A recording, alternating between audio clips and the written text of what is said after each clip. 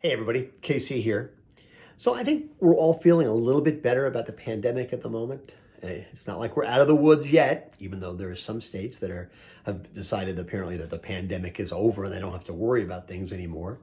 But I think most reasonable people are feeling pretty good, thinking to themselves, okay, we're making some progress here. Vaccinations seem to be happening at a much faster rate than people expected. Not as many people are in the hospital. Deaths seem to have leveled out. Again, it's not over, but I think we're all feeling a little bit better. So, of course, because we're all feeling a little bit better, Axios reported on a new FEMA study in which they published what the story called a long list of events that could stress our national capabilities past the breaking point. Just what we need right now. So number one, of course, earthquakes.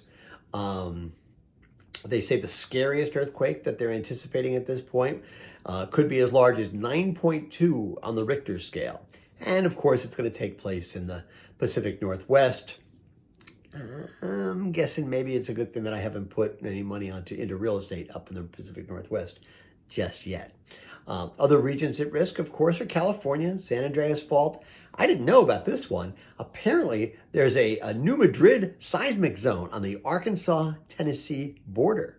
Go figure. So if you're living down there, apparently you have something to worry about. Number two, and I have to be honest, I didn't see this one coming. Apparently, an extreme solar flare. They're really worried about that because it could be utterly devastating. It was utterly devastating back in 1859 when the last one happened. And we got a lot much more stuff that's electric now than we did in 1859. Three, okay, cyber attack could be a real problem.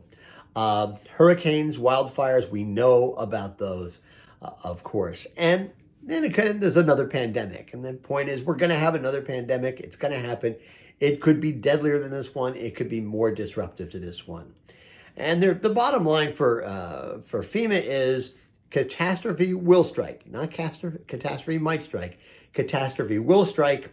And if you start building in resilience now, at the end of the day, you could save a lot of money and a lot of lives. Okay, but if you wait until things start to happen, inevitably you're going to be in trouble. This is also a good retail lesson, right? If you wait to react until things have gotten bad, inevitably you're going to be behind the curve. But if you start thinking about what might happen and start preparing for it now and building a certain amount of resilience into your systems, into your business plan, maybe things won't be as bad. It's like the von Clausewitz line, right? Don't prepare for what you think might happen. Prepare for what you think can happen.